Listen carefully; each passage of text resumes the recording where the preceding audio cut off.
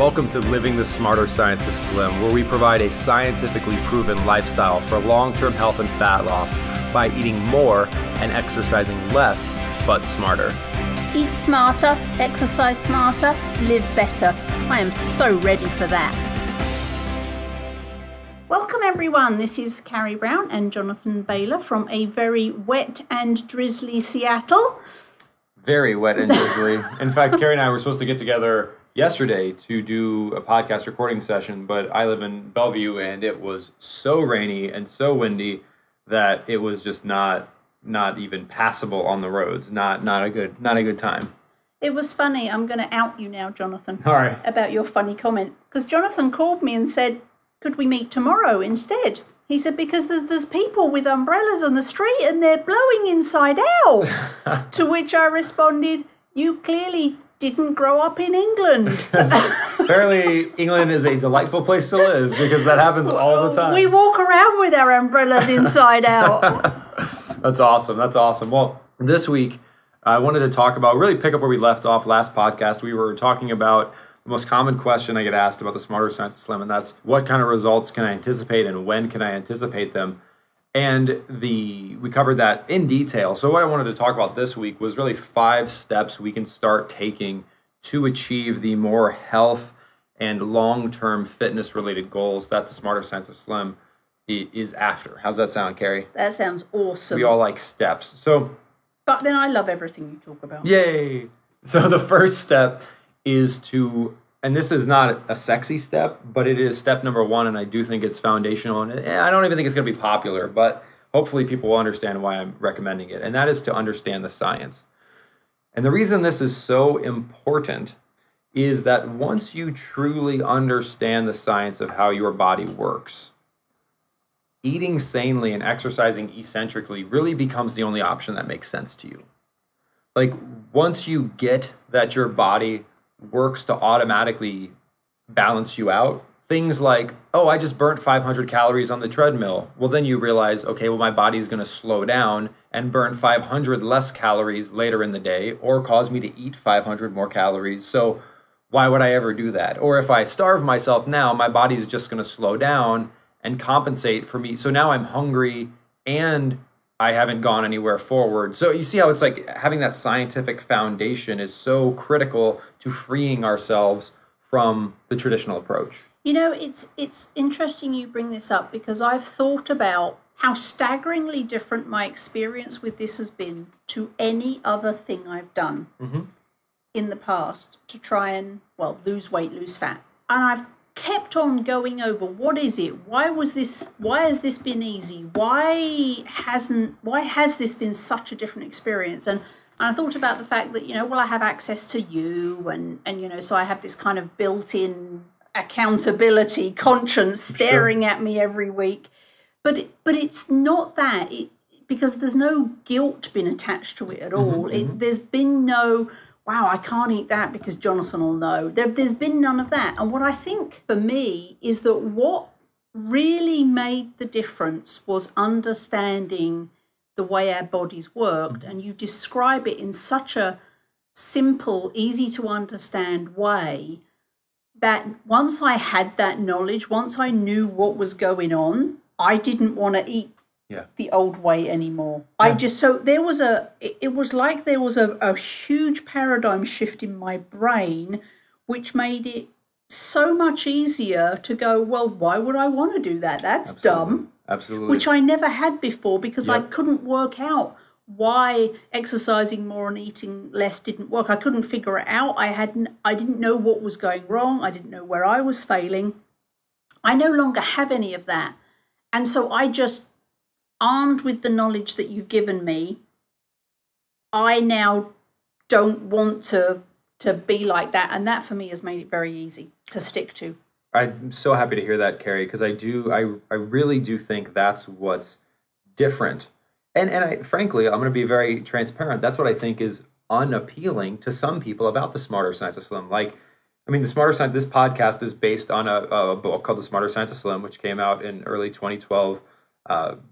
There's another book coming out, which is going to build on that, called The Calorie Myth, which is coming out in 2014. And there's a lot of science there. And a lot of people aren't willing to sit down for a few hours and read. And I've gone out of my way to make it simple. And I have yet to really hear anyone that just said, like, oh my God, this is so confusing. Like, if you can read, you can read the book and it will make sense to you. But I continue to encounter people in my life who are just like, just tell me what to do. Just tell me and I'll do it. That will never work, because unless that's like you trying to learn math by memorizing the sum of every possible combination of numbers. Like, that's not how the mind works. You have to understand, like, algebra, like the law, like 1 + 2 and why it equals 3. Once you understand the why, the what you do and the how you do it forever in any circumstance you find yourself becomes simple. And you feel empowered because you know it's right. You don't have to trust and you don't have to hope. It's just like, oh, you have strep throat. Okay, the way you cure that is by taking penicillin. Oh, we can use science to empower ourselves for the rest of our lives. And because it's proven, that has the confidence that empowers us to take those actions. And I think that's really helpful. It really is. And I've thought, since we've been working together on this, I've thought about, it's the way you've presented it that makes the difference. Because let's be honest, you're not the first person in the world who said, eat lots of green leafy vegetables. Absolutely. No, not at all. Make green leafy vegetables the focus of every meal. Absolutely. Eat lean proteins, chicken, fish. You're not the only one to have said that. Yep. You're not the only one to have said sugar is evil, stop Absolutely. eating it. You're not the only one who said wheat will kill you, stop eating it, Yep. don't do... none of the how to do it is new. Mm-hmm, mm-hmm. For me, I think, one, you have more how-tos. I think, many programs have some of the how-tos. I don't think any of them have all of it, which I think yours does. They're not complete. They're not complete, which yours does. So that's one difference. But for me, I really think the key is... the why, too. The why. Because without the why do I need to eat all of those vegetables, it just was hard to stick to. I felt deprived. I felt like, well, I have to give up this to have that. Or, well, I'm not allowed to eat that. The way you have explained it with the science and the way you've presented it made it a no-brainer. And once you have a no-brainer attitude or mindset, it's easy to follow. We could actually tell everybody the how-tos in half an hour. Yep. If we sat down and went, okay, this is how you do it, half an hour we'd be done. See ya, bye. Yep. It would not be, you would not be getting all of these mails and comments from people that I'm now getting on my blog too, saying, this is the only thing that works. This has made such a difference. This was not hard. This was easy. I just eat your food and I lose fat. This is awesome. We wouldn't be getting that if the why wasn't there. There's so many directions to take the importance of why. I mean, I'm going to be this is very trite, but we've all heard the phrase, give a person a fish, you feed them for a day. Teach a person a fish, you feed them for the rest of their life. And we know that our goal over the Smarter Science Slim is to enable health and fitness for the rest of our life. That's why teaching this underlying why is so important. The other thing that's really important is that when you understand why you are doing something, it truly is easier to do it. Let me give you an example. Let's say, the world doesn't work exactly like this, but imagine the world kind of works like this. You go to school, and if you go to school, which isn't fun, like as a kid, you'd rather be outside playing and doing other things, but you go to school, you put in your work, and you put in work so that you can get a job someday. And, you sacrifice something now so that something better happens later. But if you just had to sacrifice stuff because people just told you, like, oh, no, just stop. I'm not going to tell you why, and I'm not even going to dignify you by explaining the why. That's why it doesn't work. Like, we read these magazines every day, and I mean, I continue to have this struggle because the way you get publicity and the way I continue to struggle with this because everyone keeps telling me what are the 10 quick tips for weight loss, And that is like, what are the 10 quick tips to financial success? Nobody who is wealthy has ever gotten wealthy because of a top 10 list. They've gotten wealthy because they understand the principles of developing wealth and they live them consistently over a long period of time. The good news is biology isn't a matter of opinion, it's a matter of fact, and we can simplify it and we can understand it. And when we do that, we can change our lives forever and not feel like we're doing something weird and arbitrary and unnatural. When your parents just say, eat your vegetables, it's very easy to say, I don't want to eat my vegetables, they're disgusting. But when you understand that eating vegetables is almost like taking a medication that heals you from the inside out, and after 21 days, they're going to start to taste so good you're going to want to eat them, well, okay, I'll eat some vegetables. You know what I'm saying? I absolutely do. One of my biggest criticisms, no, let's not use that word. One of my biggest observations as a child of my parents was that there was never any explanation for anything, and it drove me nuts. And it certainly never got me to behave. Just saying, do this, why? Because I said so, never worked with me. Well, and it's even it can be dangerous. Let's use another example of why of understanding how systems work before we go engage in trying to manipulate that system is very important. We all, at least hopefully, try to get a basic understanding of how traffic laws work and how to drive a car before we get behind the wheel. Like if you want to drive from point A to point B, it's generally a good idea to know how the overall system works. However, many of us, and I personally would love to see this change before my time on this earth is up, are never taught really how our bodies work. Or if we are, it's wrong. We're taught our bodies work calories in, calories out, right? Oversimplification, which misrepresents the truth.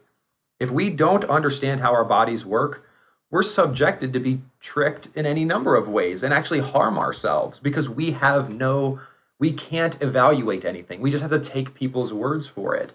And truly, the way our bodies work, that's one of the few areas in life where we don't have to take anyone's word for anything. It's biology. It can be studied. And if we can get that basic and correct understanding, we can protect ourselves from people and pills and potions and powders that otherwise would have us do things which may be profitable for those people, but really aren't helpful for us. You're absolutely right. You're preaching to the choir over here.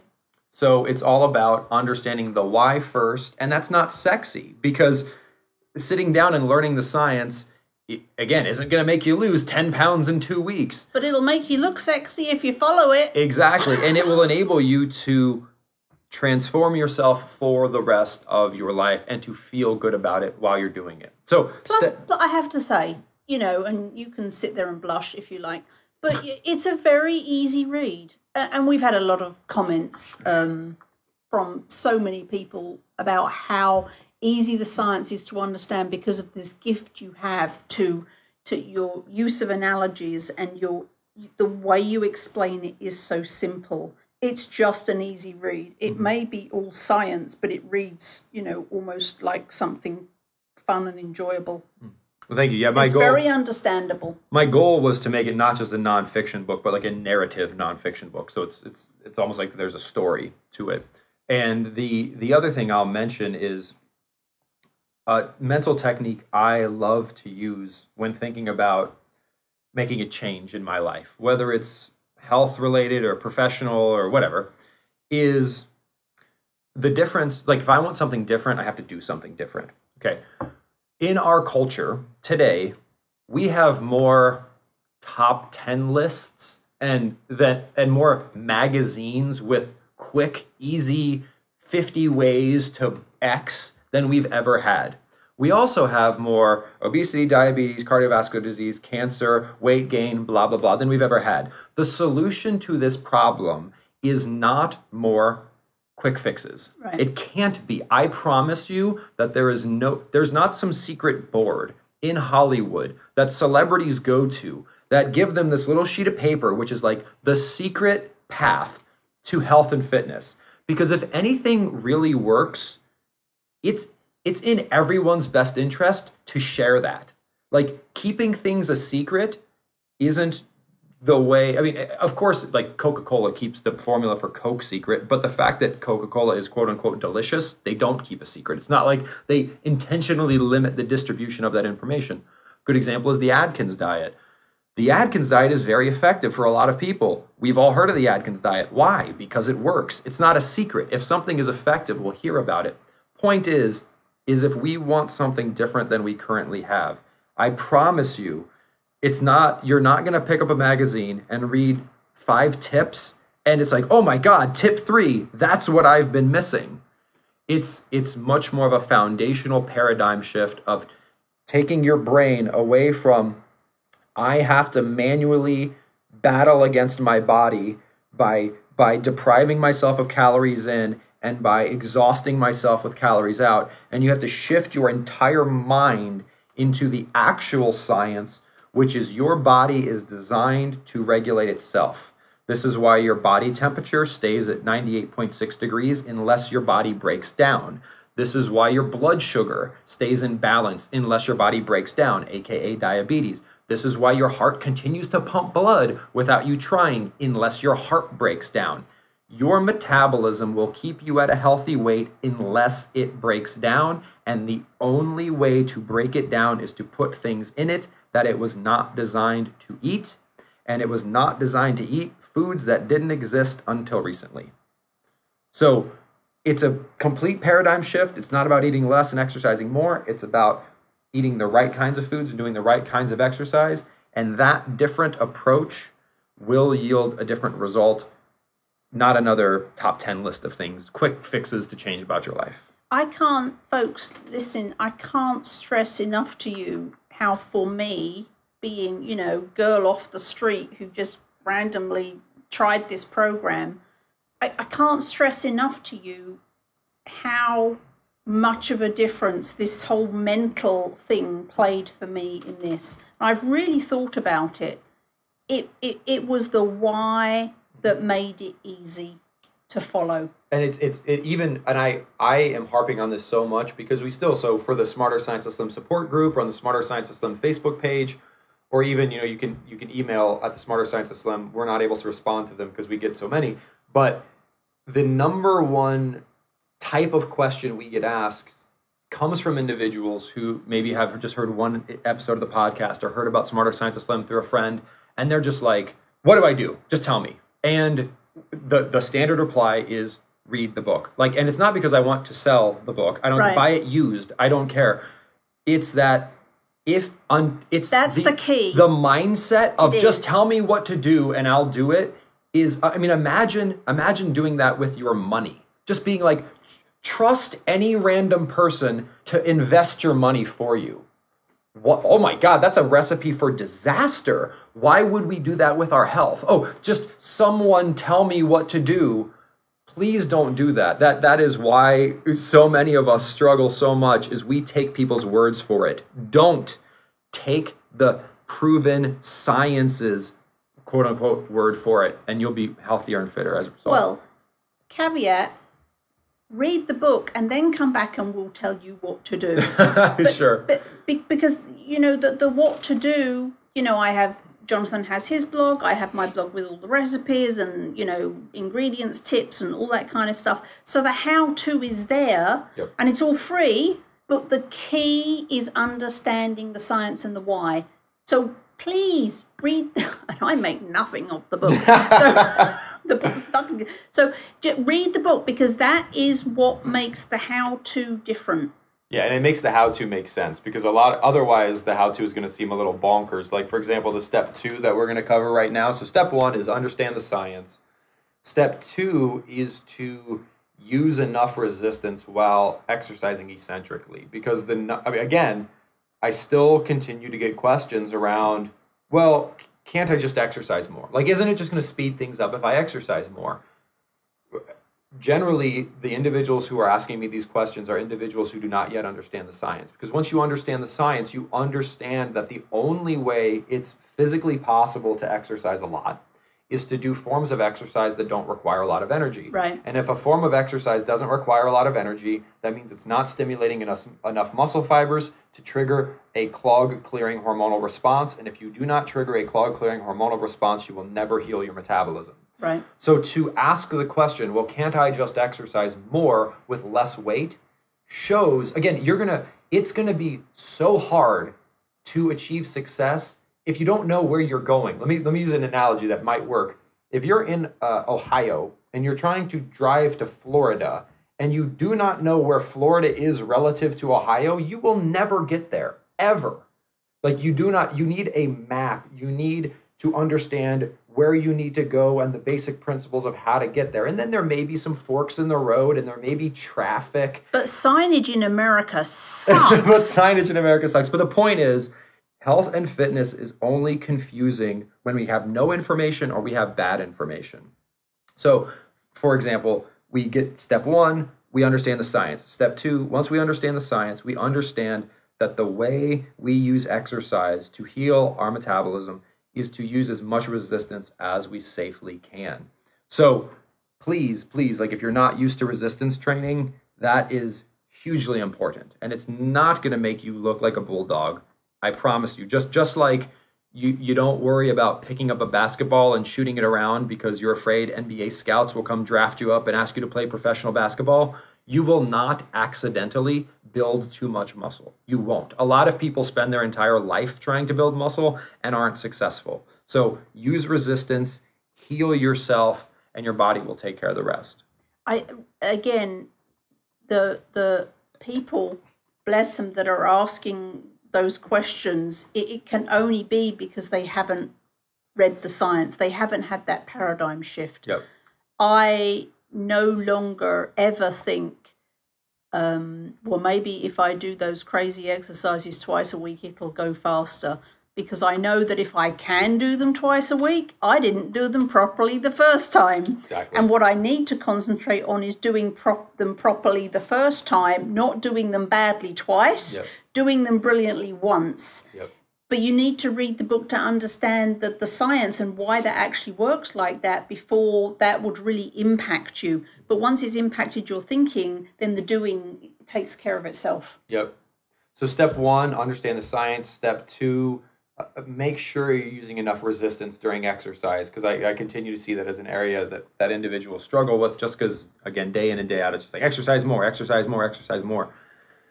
The third step is to make a public commitment, and that's extremely basic. Psychology has shown time and time again that accountability is just a huge, that's the number one value I think personal trainers add, is not necessarily because it's not because exercise isn't complicated.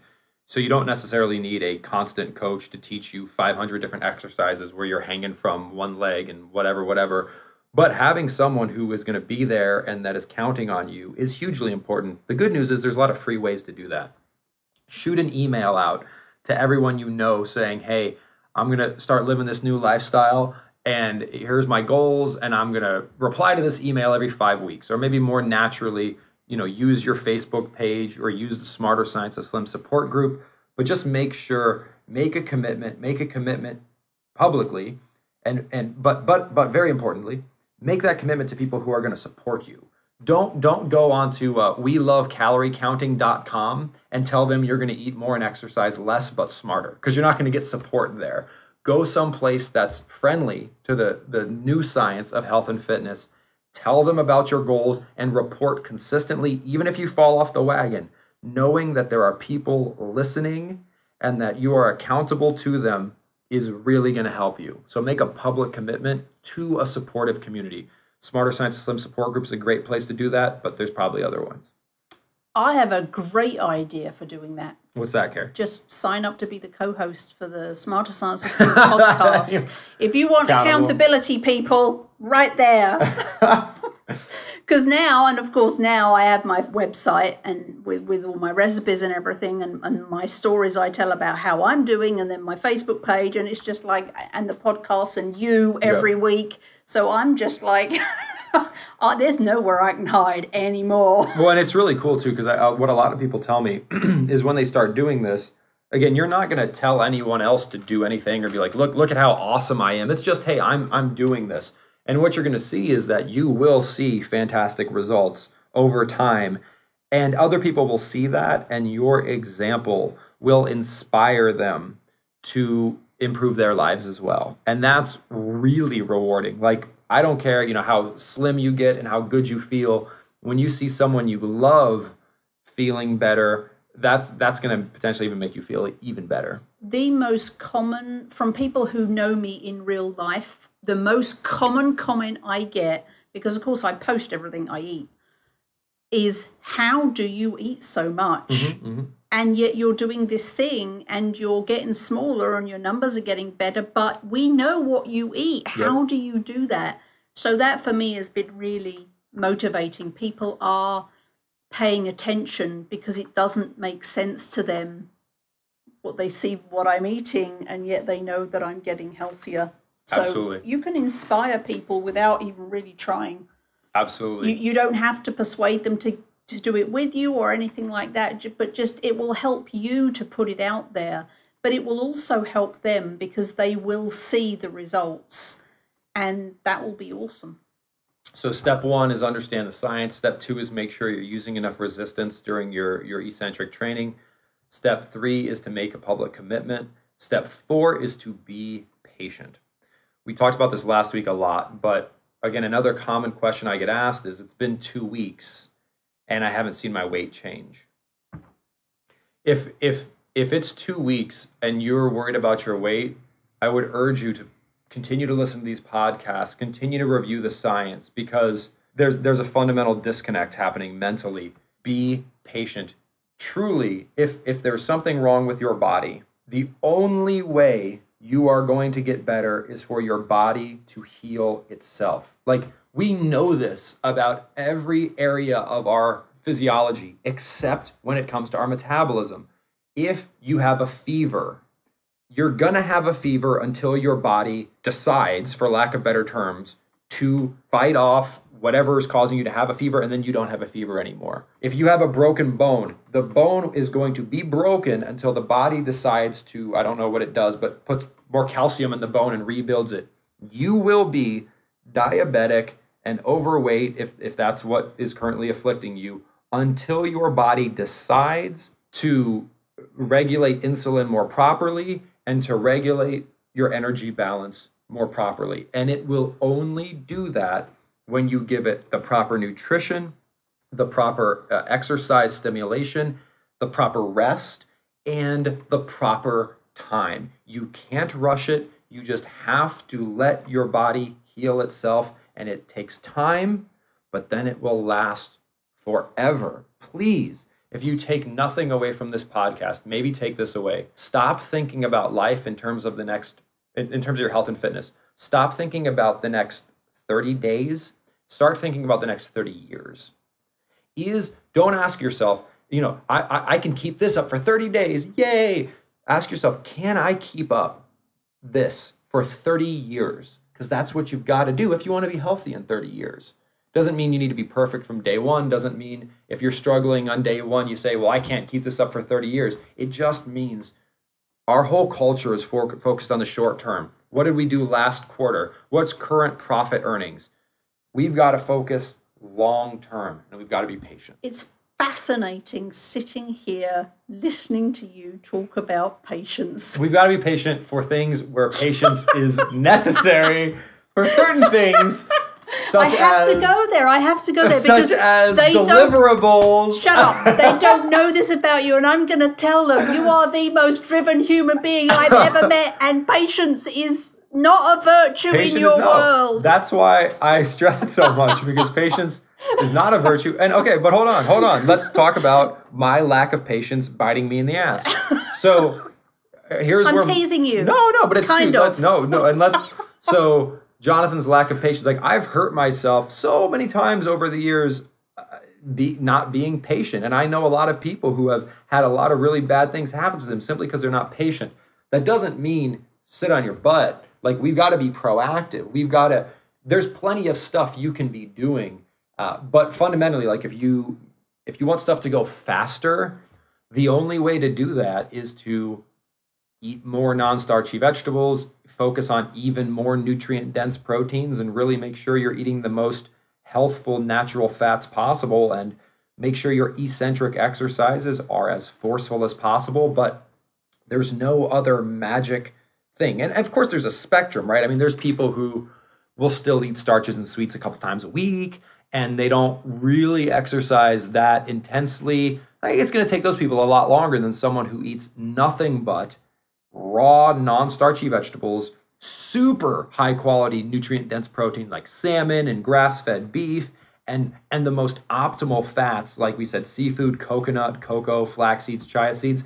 Those people are going to get results much faster. Right. So, I mean, there's a spectrum, but you got to be patient. That I had to teach you about that because it's just funny. No, it's totally fair. It's totally fair.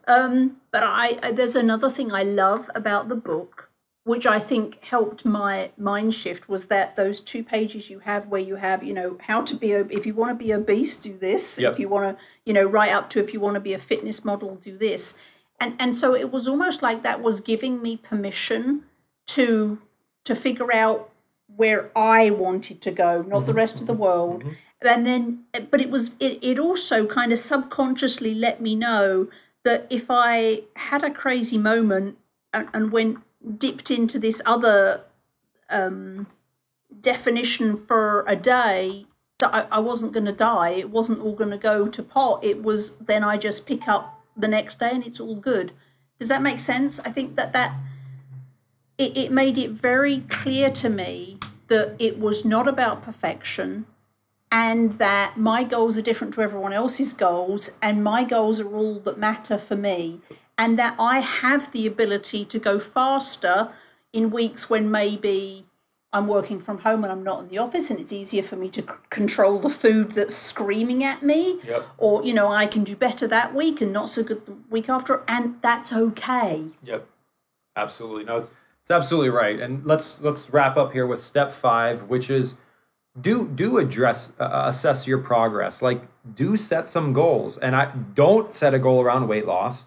Do set goals around waist measurement, body fat percentage, cholesterol levels, fasting glucose, energy level, sexual performance, how your energy level, things that actually matter in your life. Like, look at things that actually matter, things that will actually change the quality of your life. Like, tomorrow, if you weighed 10 pounds less and everything else was the same, literally everything else was the same, the quality of your life would change in no way, shape, or form. However, if your HDL cholesterol went up by 10 points, you'd be much healthier. So that's good. So set some goals that actually do matter and actually will have a meaningful impact on your life. You'll notice that they aren't weight. They may be having the body that you think a certain weight corresponds to, but focus on then having that body. Don't focus on the weight you think is associated with it. And maybe once every 4 weeks, see how you're doing relative to that. And if you're not where you want to be, just reach out. Smarter Science of Slim support group is a great place to reach out, and we're happy to help. But set those goals, set meaningful goals, eat smarter, exercise smarter, and maybe once every 4 weeks or 8 weeks, see how you're doing. But don't look every day. And also I think a great measure is how you feel. I mean, we talk about emotional eating and all that, but I'm talking about how you feel, in a good way. Do you feel differently? Are you more peaceful? Are you less frustrated? Are you less, that's something that it's a kind of a gray measure, but for yourself. Yep. And truly with that measurement, nobody else matters but you. Yep. It just matters if you feel better on any of those levels, emotionally or mentally, physically. Just keep a note of that as you go along, because I found that to be the biggest help. So just to wrap up, Carrie, I think we've covered these 5 steps very well. I hope it's going to be helpful for people. Actually wanted to paraphrase a quote by the Buddha, because I think it really captures what we've talked about here well. And that's the following. If you are facing the right direction, just keep walking and you will get to where you want to go. And that's what we've done here, folks. We're facing the right direction. We're rooted in proven science, not gimmicks or myths. And if we just keep walking, we will get to where we want to go. What do you think, Carrie? I think that's awesome advice. Excellent. Well, Jonathan, Bailor, Carrie Brown, we're living the smarter science of slim here. We look forward to seeing you next week. Have a great one. Wait, don't stop listening yet. If you like the podcast and if there's other ways we can help you, please join us in the Smarter Science of Slim support group, which is freely available at the Smarter Science of Slim website, smarterscienceofslim.com. There you'll find all kinds of free recipes and success stories and just all kinds of fun stuff like how to help your kids go sane and just great community content.